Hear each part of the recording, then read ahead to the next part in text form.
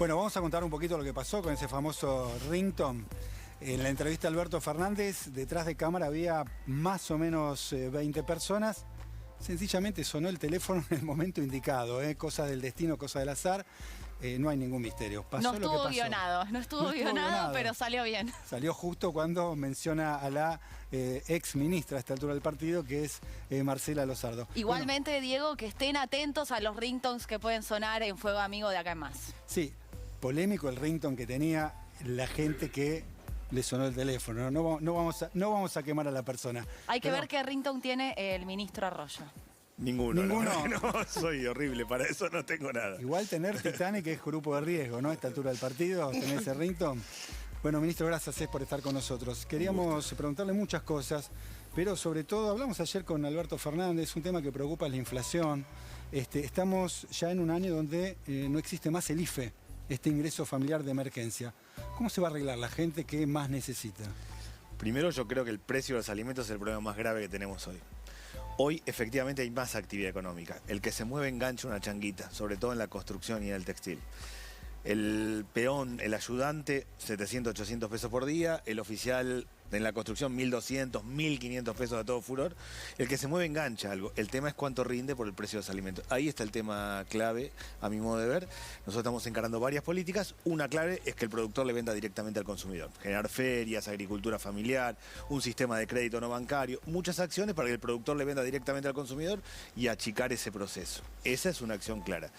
Todas las políticas que están encaradas este año están pensadas en términos de trabajo. O sea, si el año pasado mi tarea fue la emergencia alimentaria, este año es transformar planes sociales en trabajo. Si hay un rebrote, si la situación sanitaria se complica, vamos a tomar medidas adicionales a las que ya estamos encarando este año. Eso lo iba a preguntar, ¿no? Si viene la segunda ola, ¿hay margen para restringir la circulación de la gente y el laburo de la gente? Pues ya se cayó mucha gente del sistema. Sí, y no ese es el objetivo, ¿no? El año pasado hubo una restricción muy fuerte para preparar el sistema sanitario, el sistema de salud.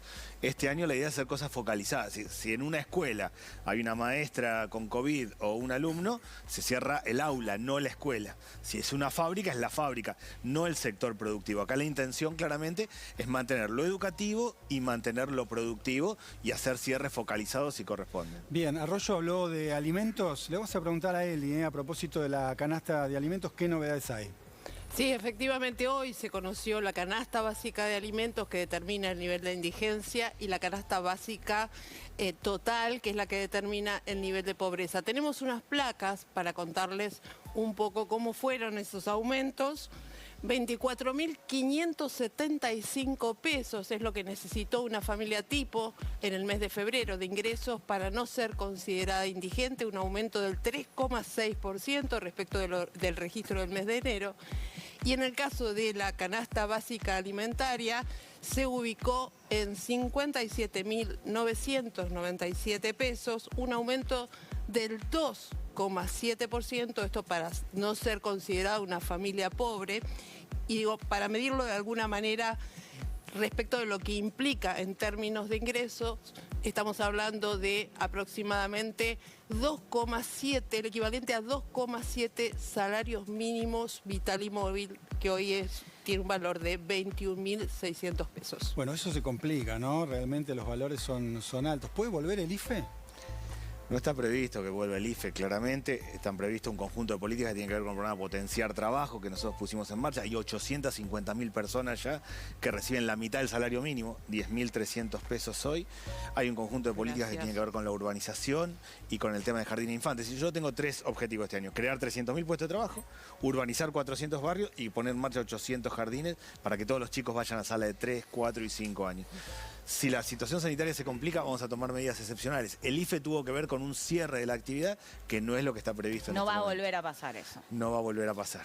En principio, claramente la tarea es hacer actividades focalizadas o cierres focalizados, no como fue el año pasado, que sí se cerró toda la actividad en un contexto donde faltaban camas y faltaba sistema sanitario. Miguel Ángel Pichetto abrió una polémica en las últimas horas porque dijo que quienes cobraban la asignación universal por hijo o la propia asignación fomentaba los embarazos. ¿Qué opinión tiene al respecto? Está equivocado. Lo que dice Pichetto no tiene que ver con la realidad. La asignación universal por hijo lleva 11 años. Es la política que ha tenido más continuidad y más estudios. Cuando arrancó, el promedio era 1,8, menos de 2 chicos por familia. Hoy, 11 años después, es 1,8. No ha crecido la tasa de natalidad. La gente no se embaraza para tener la asignación universal por hijo, pero no es un debate, es un dato de un programa que tiene 11 años ya en la Argentina. También decía Ahora que había que excluir a los extranjeros, ¿no? Bueno, digo, creo yo que hay que trabajar seriamente en dos cosas. Uno, las familias no se embarazan para cobrar la asignación por hijo. No hay debate en eso, es un dato. Lo segundo es la gente quiere trabajar en la Argentina, claramente, cualquiera, yo ando todo el tiempo en los barrios, la gente quiere trabajar, se levanta a la mañana, le pone el cuerpo y hay mucho para encarar y para avanzar y sobre esa base hay mucha gente con dificultades, objetivamente. Pero esas miradas, sobre todo lo que es la asignación universal por hijo, no tiene que ver con la realidad. Creo que tenemos que trabajar sobre datos y no sobre percepciones. El dato claro es que no aumentó la tasa de natalidad en Argentina. ¿Y por qué cree que lo dijo Pichetto? Porque de alguna manera lo que dicho Pichetto se escucha en muchas personas, no solamente en dirigentes políticos, sino en muchas personas. Me lo dicen a mí en los barrios. Yo voy a un barrio y claramente dicen, che, mirá, ¿qué pasa con esto? Fíjate. Claramente, hay mucha gente que la está peleando muy complicada. Hacen falta 58.000 pesos para no ser pobre por una familia de 4 personas y es muy difícil para mucha gente. Hay mucha gente con trabajo que es pobre. Exactamente. En realidad nosotros tenemos pobreza estructural, gente que viene de varias generaciones de pobreza. No a pobreza, gente que se cayó en el marco de la pandemia, que no tiene problemas de vivienda, sino que se quedó sin trabajo, o es el jardinero que tenía 10 casas, recuperó 5 y quedó trabado ahí, o la persona que es empleada doméstica perdió horas y no las terminó de recuperar, y mucha gente que aún trabajando es pobre. En ese contexto, claramente mucha gente lo que dice es, ojo, fíjate esto, mirá, porque hay gente que tiene un plan o tal cosa. Ahora, está claro que no es que las familias, que las chicas se embarazan para con un plan, eso es muy evidente que no es así. Arroyo, Alberto Fernández arrancó su gestión, yo diría con una vara baja, que era que la gente coma. Un poco parte del discurso fue esto, sí. Y que el principal desafío era precisamente que la gente coma.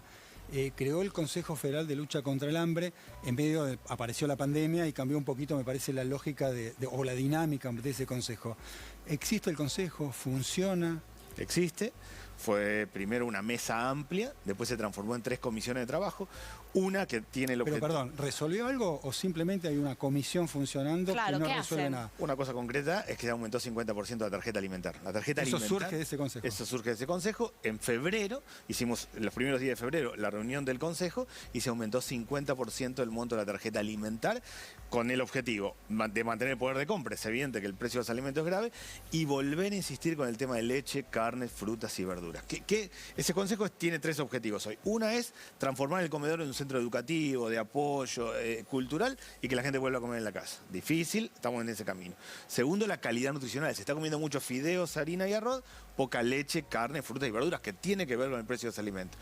Y tercero es la producción.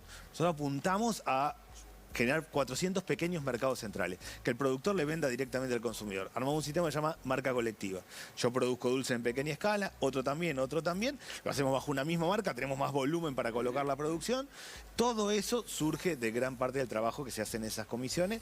Lo más claro es el aumento de la tarjeta alimentaria. Ahora, Arroyo, lo vengo escuchando desde hace muchos años, diciendo, cada vez la gente come peor, se come cada vez menos carne, menos leche, menos comida, que es nutricionalmente importante para el desarrollo de, sobre todo, los niños y las niñas. Lo escuché en el gobierno anterior y lo está diciendo ahora. ¿Estamos cada vez peor en ese sentido? ¿Hay cada vez más gente afuera del sistema? Sí, no en este sentido. La tarjeta alimentar, en abril el 62% de las compras eran leche, carne, fruta y verduras. Cuando pusimos en marcha con la tarjeta las familias compran los alimentos que quieren, nuestra sugerencia es esa. Nos caímos en julio al 40 y pico por ciento. Hubo una caída muy fuerte. Mejoramos un poquito en diciembre, un poquito arriba del 50% y ahora queremos recuperar. La tarea, claramente, mi tarea es generar trabajo. Trabajo que es para mí una persona que durante 3 meses en el sector informal tiene ingresos por arriba del salario mínimo. Yo tengo que crear 300.000 puestos de trabajo este año, vamos por 89.000 personas que están ahí. Tenemos que urbanizar 400 barrios.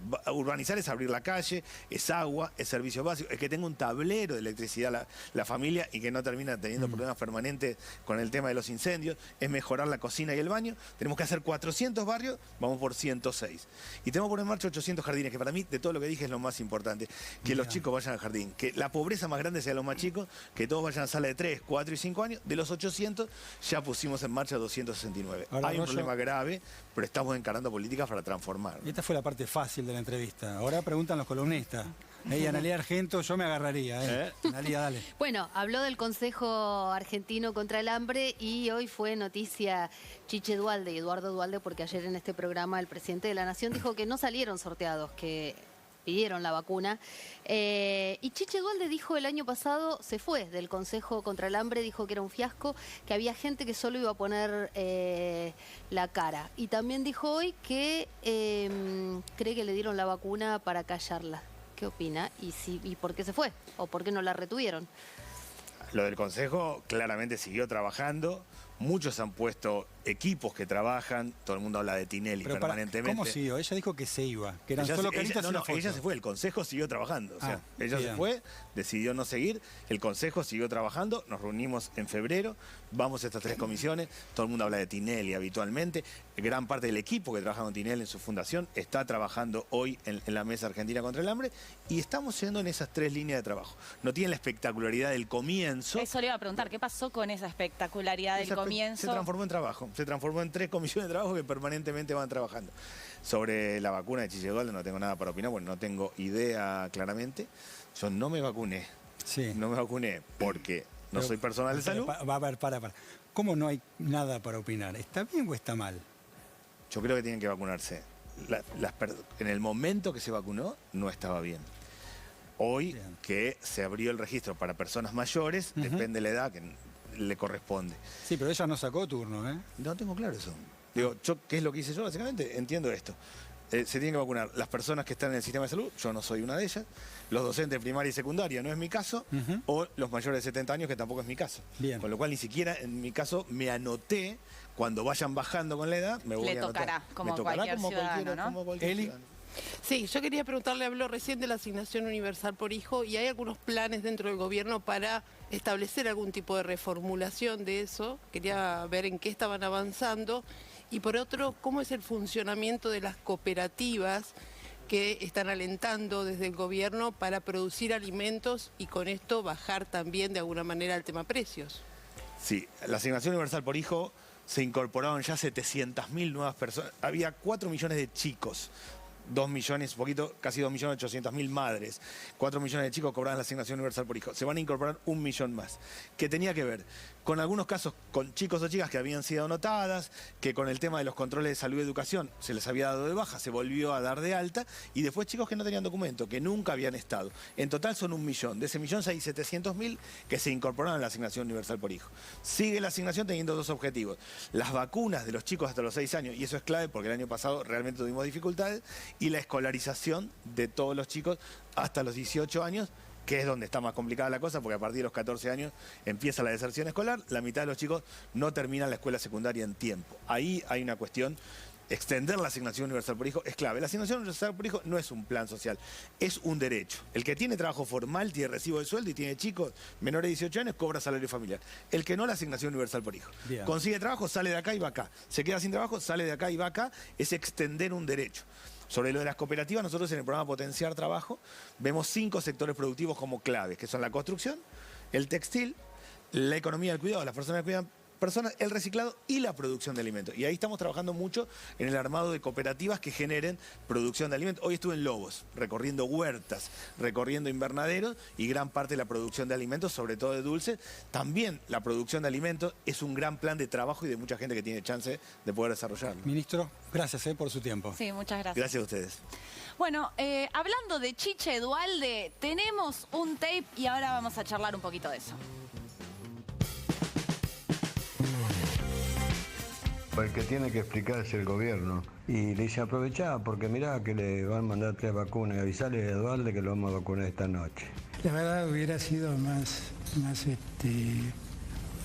hubiera sido mejor, no voy a calificarlo, hubiera sido mejor que diga la verdad. No es que tocaran timbre y dijeron, acá vive Duhalde, lo queremos vacunar. Yo no me siento una vacunada VIP. Y me pareció un gesto de vacunar a Ana Eduardo. Sería una hipócrita si dijese, no me vacunen. Si sentí que me tenía que vacunar.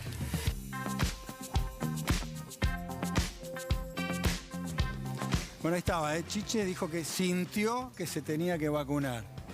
Yo estoy sintiendo lo mismo, pero no me puedo vacunar Levantaba la todavía, ¿no? ¿Alguien sintió algo contrario o no? Que no la todos vea- queremos. Por ahí los no la vea antivacunas. Ricardo. Ricardo López Murphy, los vacunados VIP todos sintieron, evidentemente, que Sí. se tenían que vacunar.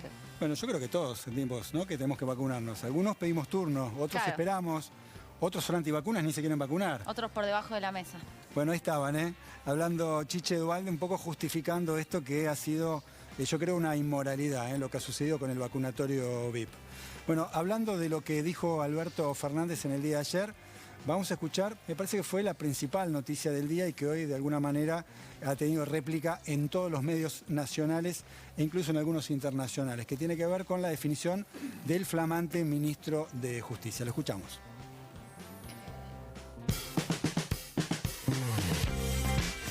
Hoy almorcé con Martín Soria, le hablé un poco cuáles son mis expectativas y él aceptó hacerse cargo.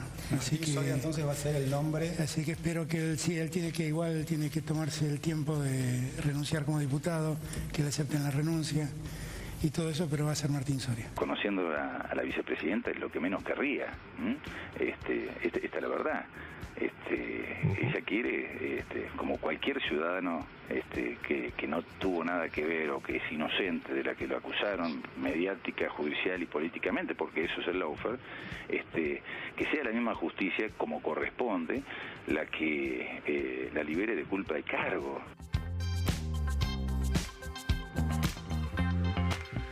Analía Argento, ¿cómo fue el primer día de Martín Soria? Bueno, por lo menos sabemos que 2 días seguidos almorzó. Ayer con Alberto Fernández y hoy con el jefe de gabinete Santiago Cafiero.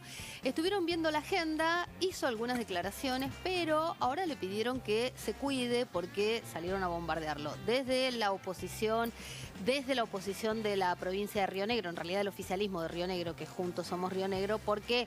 Bueno, en su momento él fue hasta la Corte Suprema de Justicia para impedir la reelección de Alberto Beretilnec. Ahora, él también salió a bombardear con algunas declaraciones públicas. Bueno, sí, él salió muy fuerte. Él estuvo ayer, para alimentar un poco los ratones de los que ven conspiraciones, ayer estuvo reunido con el hermano de Eduardo Guado de Pedro, que es consejero del Consejo de la Magistratura, con Ustarroz, y también con Juan Martín Mena, que es el número 2 del Ministerio de Justicia, que fue el número 2 en la oficina, en la Secretaría de Inteligencia, cuando el titular era Oscar Parrilli, o sea, el kirchnerismo duro, le podríamos decir, y ya presentó su renuncia en la Cámara de Diputados, pero recién se la van a poder aceptar en la primera sesión que haya, que sería el próximo martes 23. Hay que esperar, mientras tanto sigue Lozardo firmando. Claro, todavía la ministra es Lozardo. No hay noticias de que Ahora, se Ana, sí. ¿Soria es cristinista, kirchnerista duro, como lo están presentando en algunos lugares? Porque ha salido Beretilnec a decir que estuvo peleado con la Cámpora. El propio Alberto Fernández dijo que ha promovido el desafuero de debido, el propio Soria. ¿Quién es Soria? Es Soria. Martín Soria es Martín Soria. Los Soria son Soria en la provincia de Río Negro. Estuvieron enfrentados con Miguel Ángel Pichetto, que Pichetto hizo en su momento un acuerdo con Carlos Soria, el papá de Martín Soria, ahora ministro de Justicia, y el padre de María Emilia Soria, que hoy es intendenta de General Roca. Hicieron en su momento un acuerdo, una paz en Río Negro, por la que Pichetto le dejó su lugar a Carlos Soria, que fue candidato a gobernador, que ganó y después lo asesinó su esposa, o sea, la madre del actual ministro de Justicia. Pero la Cámpora en Río Negro está representada por el hoy senador Martín Doñate. Lo que pasa que en las últimas elecciones, cuando Cristina Fernández de Kirchner dio un paso atrás y dejó a Alberto Fernández la candidatura para presidente de la Nación, también hubo acuerdos en todas las provincias. Y Cristina dijo, el Senado para la Cámpora y para el cristinismo. Y la Cámara de Diputados repartimos para que haya unidad. Por eso, en la provincia de Río Negro, Martín Soria fue candidato a diputado nacional y Martín Doñate fue candidato a senador nacional y hoy ocupa una banca. Ojo que no es cristinista, no es de la Cámpora, pero están trabajando. No es cristinista, ahora ¿cómo cayó en el riñón más duro del kirchnerismo? Yo lo que empezaría a ver respecto de Martín Soria en este momento es su palabra política. Amo la palabra política, me parece que siempre en los discursos hay una intención de fondo. Hoy dijo, estamos en un punto de inflexión. Hoy dijo, no avanzar es retroceder, pero también dijo que lo primero que iba a hacer en funciones era convocar a la Corte Suprema de Justicia a iniciar un diálogo. ¿Y cómo lo lees eso vos? Yo creo que aquí hay que entender que El gobierno de Alberto Fernández, su principal objetivo es, por supuesto, que los salarios le ganen a los precios. Segundo, administrar la pandemia. Tercero, la reforma del Poder Judicial. De alguna manera tiene que haber algún tipo de acuerdo. No creo que Martín Soria renuncie a la vocación de consenso que efectivamente tiene el gobierno, más allá de la caracterización que se ha hecho de él, que evidentemente tiene una actitud muy distinta, está preparado de otra manera respecto de Lozardo para el momento que viene. A ver, Con la lo cual, yo caracterización, pienso, Pablo, entre la caracterización, por lo que has trascendido en estos días, lo figuran como un tipo violento. ¿Esto es así? no, bueno, sería imposible que con estas características Alberto Fernández elija a una persona. Porque después de todo, el que elige, el que toma la decisión, ayer lo dijo el presidente en la entrevista, es Alberto Fernández. Bueno, algunos episodios igual tuvo Soria, ¿no? De violencia, Analía. Es un hombre de ir al frente. Pero espera, definamos violencia. ¿Qué es violencia? Es un hombre de que no se achica, digamos. Bueno, pero eso no es violencia. La situación es dramática. Beretilnec habló en una nota en el diario La Nación de violencia física y dio casos concretos. Por eso te pregunto, ¿eh? A mí me parece, analicemos lo que en términos políticos viene a hacer Martín Soria. Tiene que resolver las cloacas de la democracia, que es lo que planteó efectivamente el presidente Alberto Fernández. El punto es, hay 3 o 4 nombres propios que ya no va más, que no tienen legitimación. El caso de Gustavo Hornos, el caso de Stornelli, el caso de Casal. Hay que ver... ¿Son nombres propios o es un sistema que en realidad nadie quiere cambiar y nadie se anima a cambiar? Es un buen punto, pero si esos nombres propios efectivamente dejan de ser parte de la corporación judicial, de la familia judicial, bueno, será un dato que le servirá al gobierno de Alberto Fernández para decir estamos avanzando. Mientras yo creo que la voluntad de consensuar un cambio con algún sector del Poder Judicial está intacta en el presidente. Bueno, muchas polémicas en el día de hoy y vamos a sumar una más. A ver.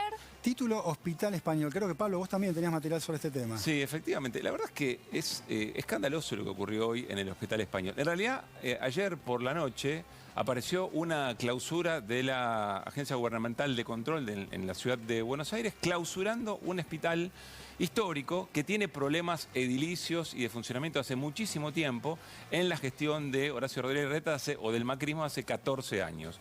En este contexto, yo creo que la noticia hoy es que mañana se levanta la clausura y que efectivamente se ha encontrado un punto de acuerdo entre el PAMI, las autoridades del Hospital Español y el gobierno de la ciudad de Buenos Aires. El PAMI se compromete a modificar algunas cosas que son de fácil resolución, dejar reformas edilicias para más adelante. El PAMI está diciendo que lo clausuraron por una oblea. Sí, claro, que venían ya con la decisión política, dijo Luana Volnovich. Luana Volnovich fue durísima. Dijo, esto es una represalia política a mi decisión de denunciar y poner de manifiesto el maltrato a adultos mayores en la ciudad de Buenos Aires después de lo que pasó con el tema del Luna Park y demás. Y dijo, ojo, si se quieren meter conmigo, háganlo en términos personales. No tomen de rehenes afiliados y afiliadas del PAMI. Tremendo lo que dijo. Dijo incluso que había una suerte de acción mafiosa en esta situación. Lo cierto es que se llegó a un acuerdo.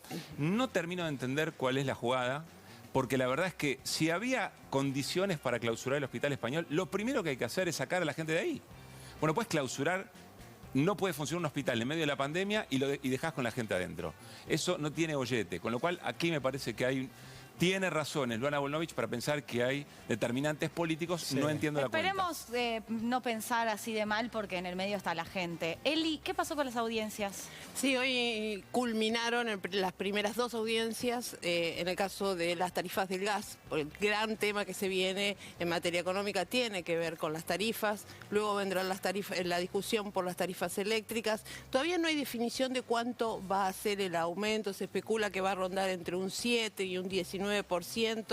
Y sobre todo cómo va a financiarlo. Esto supone por lo menos una parte de aumento de subsidios del Estado que ya está destinando 77.000 millones y que debería destinar 36.000 millones más, y choca de alguna manera con las pretensiones del ministro Guzmán de mantener el déficit fiscal lo más reducido posible, lo que logró en enero, no tanto en febrero, porque volvió a aumentar el déficit, y pensando también que la semana próxima va a estar viajando a Washington para ver el fondo y tiene que mostrar esos números. Me quedé algo preocupado. Pablo, es un tipo joven, Pablo, ¿no? Sí, dijo, no tiene gollete. Sí. ¿De dónde tenemos un rico vocabulario. Bueno, hablando de tener o no tener gollete. Acá el único abuelo sos vos. Soy yo el abuelo, ¿eh? ¿Tienen gollete las PASO? Bueno, vamos a hablar un poquito de las PASO, dale.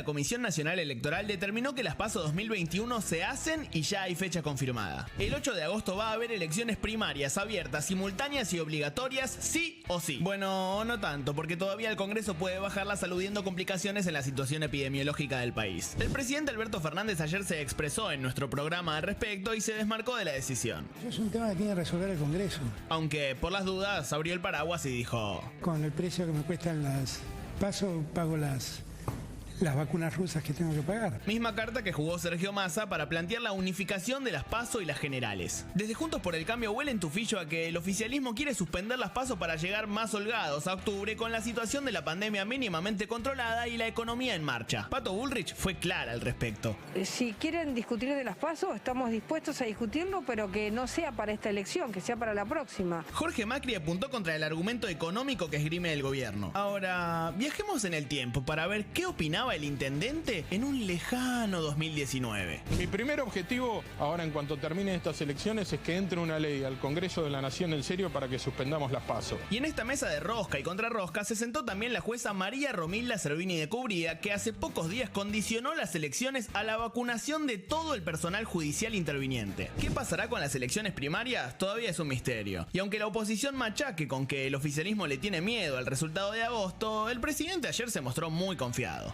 ¿Cómo les va? Muy bien.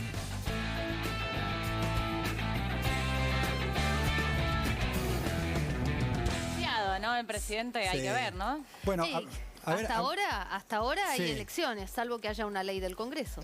bueno, ayer Alberto Fernández me parece que hizo un poquito cintura, ¿no? Con el tema.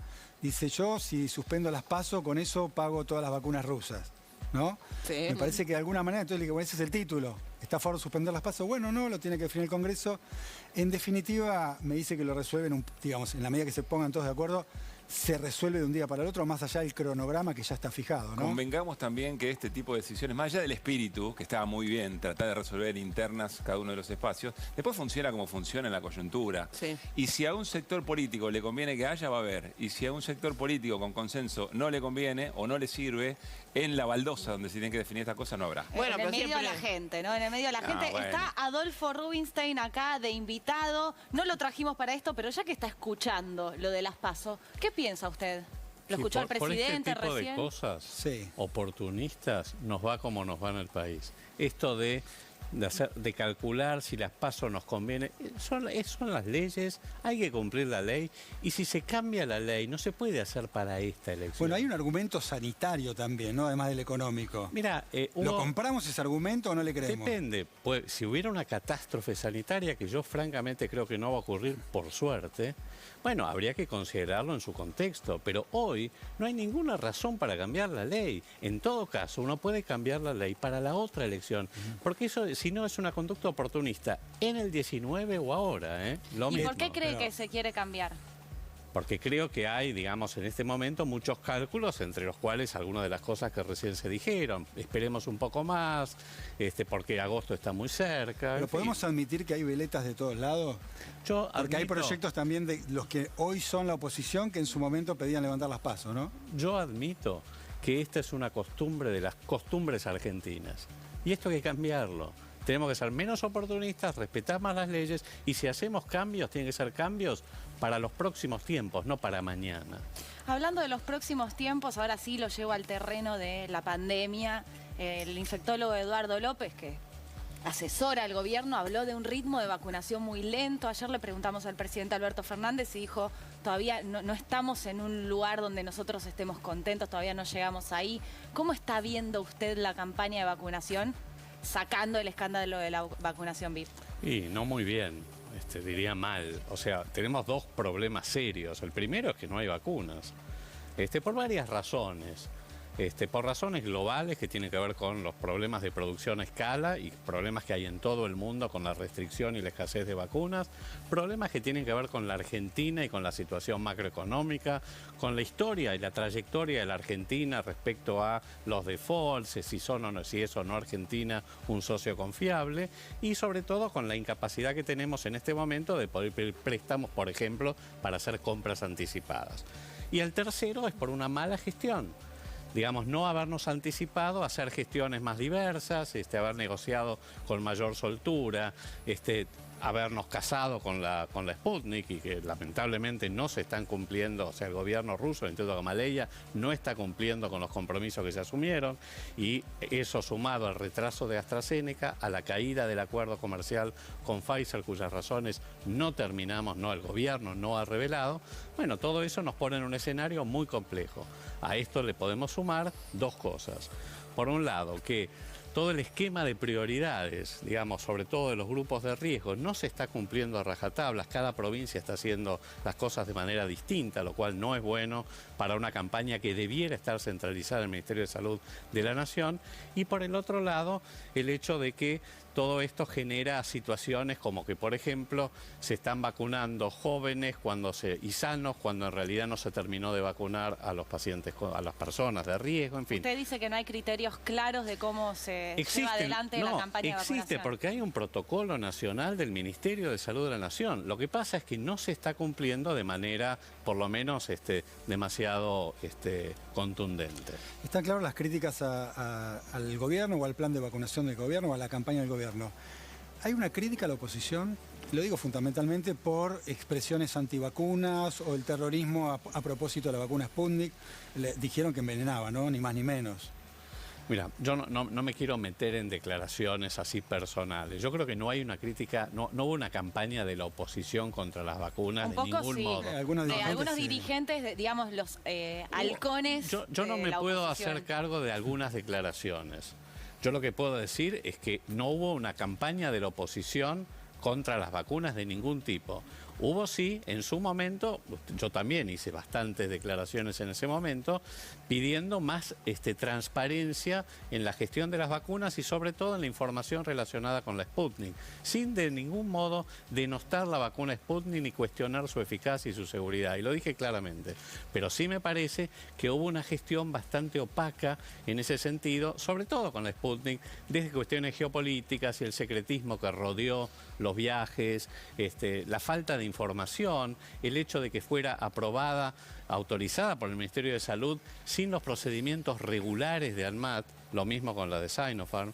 Pero bueno, yo creo que ya está, por suerte. ¿Lo ve más ordenado ahora después de todo lo que pasó? Yo veo que por suerte, digamos, en el caso de la Sputnik V, la información finalmente, digamos, se aclaró, se hizo una publicación en una revista científica muy seria, con revisión de pares y todos nos quedamos mucho más tranquilos, todos. La comunidad científica, las autoridades regulatorias y la sociedad en general. Bien, Ana está ahí, que levanta la mano, una cosita sola, Ana.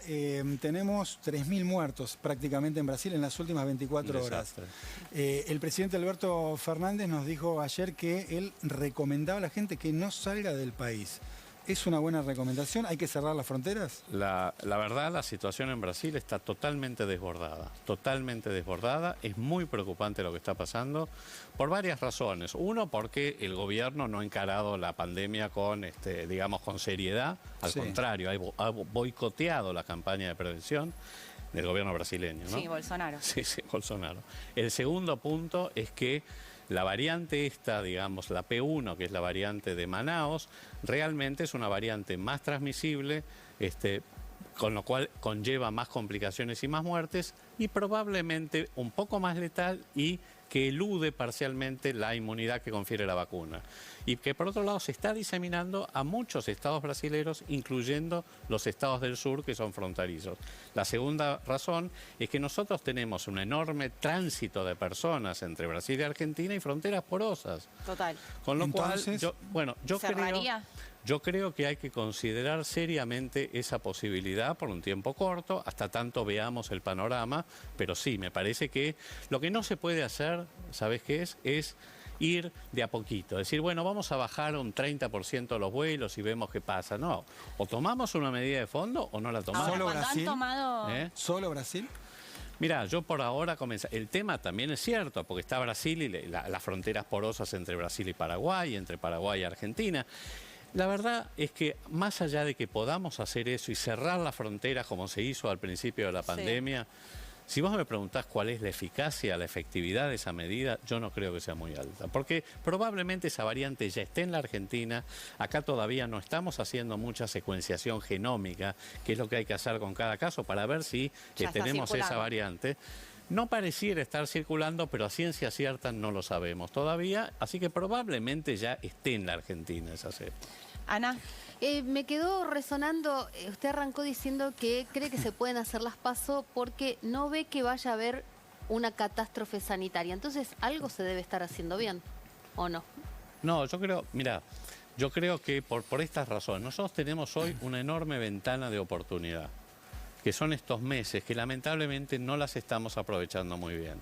Porque estos 3 meses que tenemos viendo la película de Europa, pero sobre todo porque todavía, si bien los casos acá están estacionados en una meseta alta, pero no tenemos todavía la segunda ola, sí la vamos a tener de acá a 3 meses.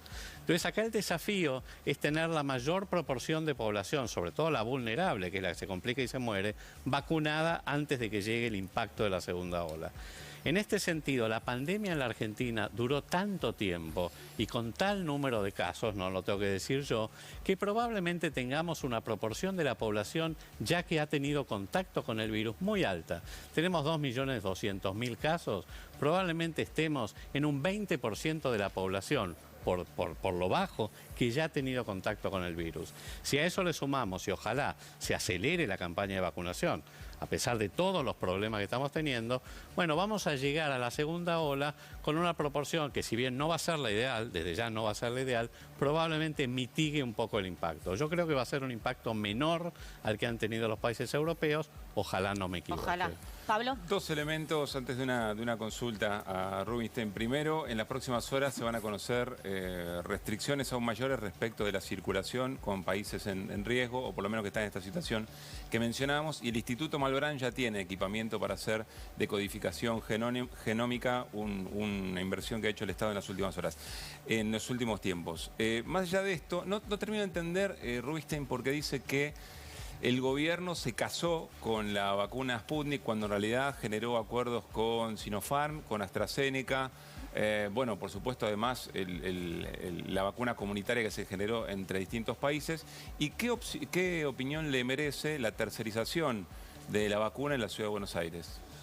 Mirá, yo cuando digo se casó con la vacuna Sputnik fue porque hubo una clara, digamos, yo diría, en el momento, también era un momento complicado, hubo, digamos, en ese momento una cierta intencionalidad por, digamos, por cerrar rápidamente los acuerdos con el Gamaleya, con el Fondo de Inversión ruso y con el gobierno ruso.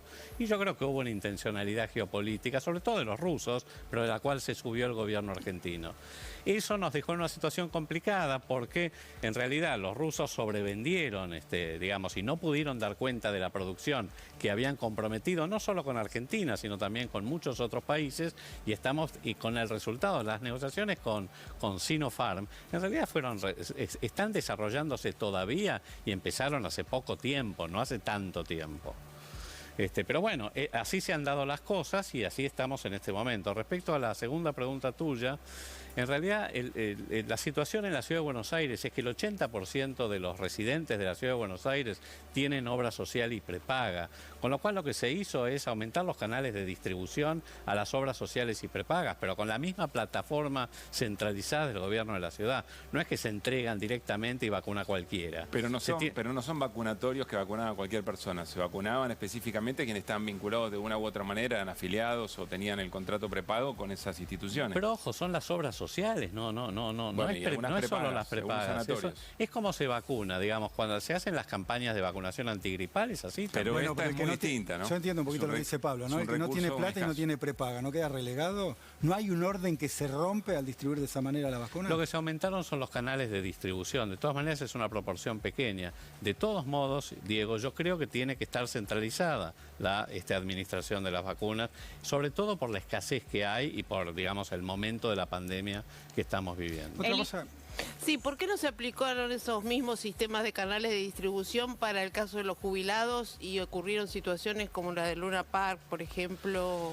Mira, la situación del lunes, yo tampoco me quiero poner, usted esto lo tiene que charlar también con la gente de la ciudad, pero en realidad la situación de Luna Park se dio, creo que fue el martes, un día solo. no se dio, digamos, el resto de la semana. Obviamente hubo un error de logística, hubo un error, se podrían haber anticipado y previsto algunas situaciones con mayores de 80 años que venían acompañados al sol. Claramente se reconoció el error inmediatamente y se remedió. Yo creo que eso es una buena conducta. Por supuesto que el error se cometió y se pagó su costo. Le agradecemos a Rubinstein la presencia. Muchas gracias. Las reflexiones a propósito del tema que más nos preocupa por estas horas, que tiene que ver con la salud de todos los argentinos. Muchas gracias. Nosotros nos vamos a un corte, pero se quedan del otro lado que hay más fuego, amigos.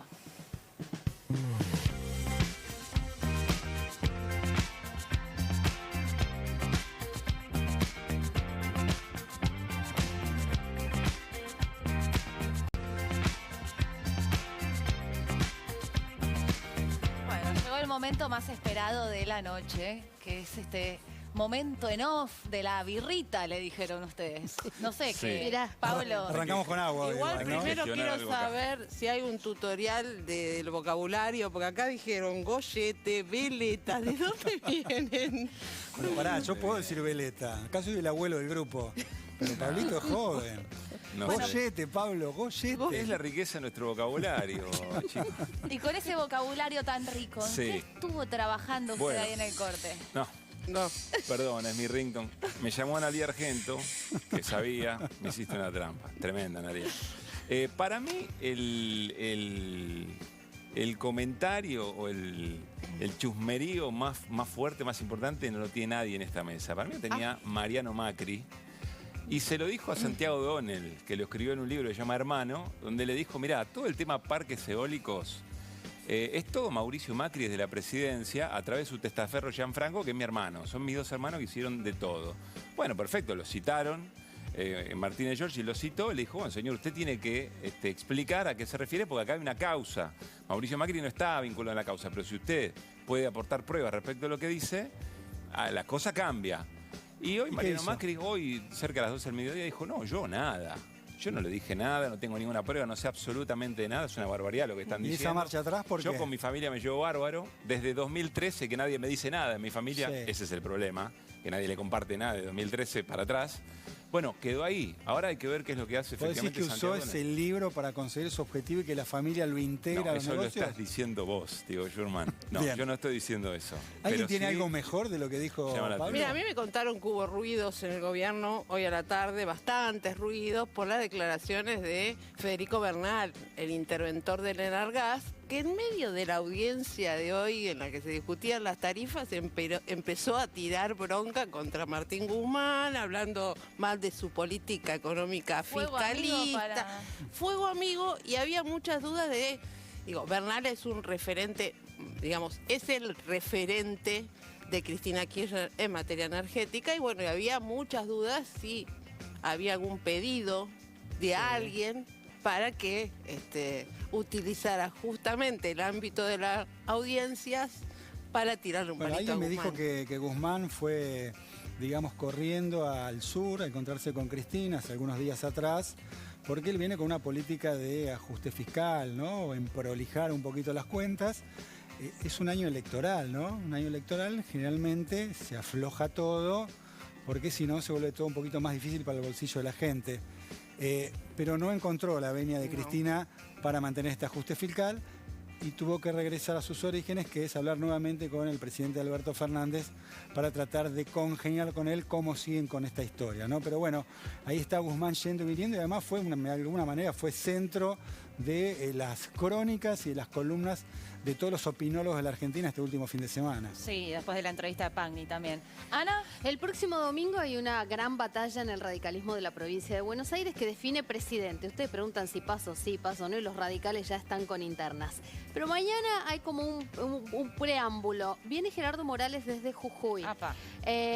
Vuelve a aparecer Ernesto Sanz después de haber estado internado con COVID. Y van a respaldar a Maxi Abad, que es candidato en contra de Gustavo Pose. El tema es que en la mesa siempre tiene que haber una mujer, y esa mujer es María Luisa Storani. Bueno, ¿y por qué es importante? ¿Por qué? Porque saben quiénes son los dos referentes más importantes que están haciendo campaña con Gustavo Posse. ¿Quién es? Federico Storani. Ahora que hablas de hermanos, Federico Storani y Martín Lustó. Así que mañana está María Luisa Storani, que es la única Storani que quedó del lado amarillo, le dicen. Y Federico Storani hoy estuvo en Bahía Blanca y les tengo una foto para despedirnos. ¿Ah, sí? A verla. Porque estuvo en Peguajó. Y adivinen a quién visitó. ¿A quién visitó? Ahí está, ex ministro del Interior, ex diputado Bien. nacional, Sí. y quedó del otro lado de la grieta familiar. Bien, despacito, a paso de Manuelita. ¿Vamos al corte? Y ya venimos.